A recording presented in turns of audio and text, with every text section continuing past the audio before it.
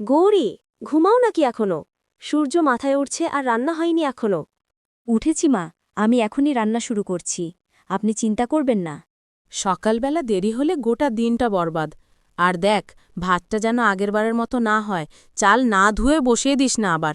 ঠিক আছে মা, আমি রান্না শেষ করে আপনাকে খেতে ডাকব। এখন আপনি বিশ্রাম নিন। আমাকে নিয়ে তোমার এত চিন্তা করতে হবে না, যত সব আধিক্যতা।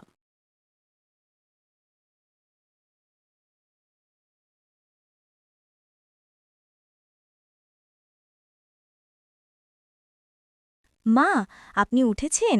আমি আপনার জন্য ভাত এনেছি। গরম গরম আছে, একটু খেয়ে নিন না। তুই ভাত আনলি মানে বুঝি আমার যত্ন নিতে এসেছিস? নাটক করিস না গৌরী, আমি এসব মিষ্টি কথায় বিশ্বাস করি না। না মা, আমি কোনো নাটক করছি না।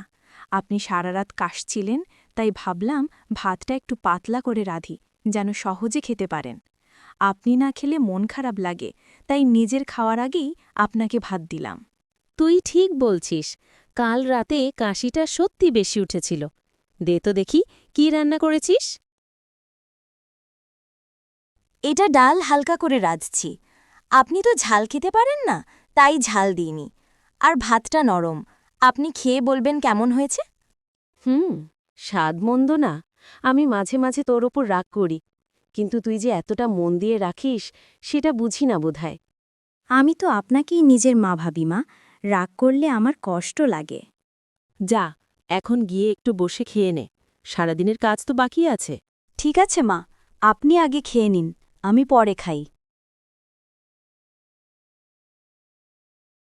শুনুন, একটু পানি খান। কত গরম পড়েছে, আপনি তো সকাল থেকে কিছুই খাননি। হ্যাঁ, দাও দেখি।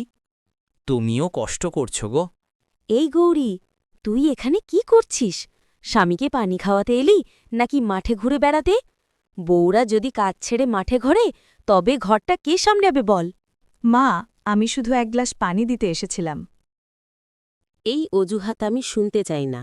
যা, ঘরে ফিরে রান্না সামলা, কাজে তো ভালোই ফাঁকি দিতে জানিস। ও শুধু একটু আমাকে জল দিতে এসেছিল। চুপ কর রামু, নিজের কাজটা ঠিকমতো কর।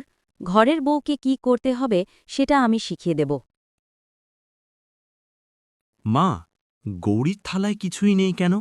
আজ মাছ রান্না হয়নি? ওর প্রাপ্য এটুকুই। যে বউ সারাদিনে ঘরে ঠিকমতো কাজ করতে পারে না, তাকে ভালো খাবার খেতে দেওয়া যায় না। আমি তো সারাদিন কাজই করি মা, সকালে উঠেই রান্না, কাপড়, মাঠের লোকদের জন্য ভাত। আমি কি কিছুই ঠিক করে করতে পারি না? মুখে অজুহাত অনেক, কাজের সময় অলসতা আর মুখে মিষ্টি কথা।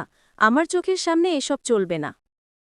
কিরে চন্দ্রমুখী বোন, কি খবর? দেখি তোর বউয়ের মুখে কেমন কষ্টের ছাপ। সব ঠিক আছে তো? ঠিক আছে, কি আর হবে?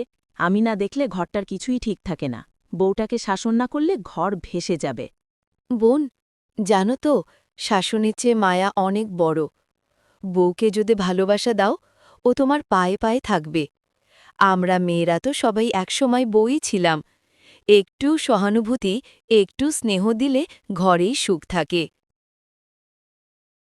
গৌরী, আজ রান্নাটা আমি করব, তুই একটু বিশ্রাম নে।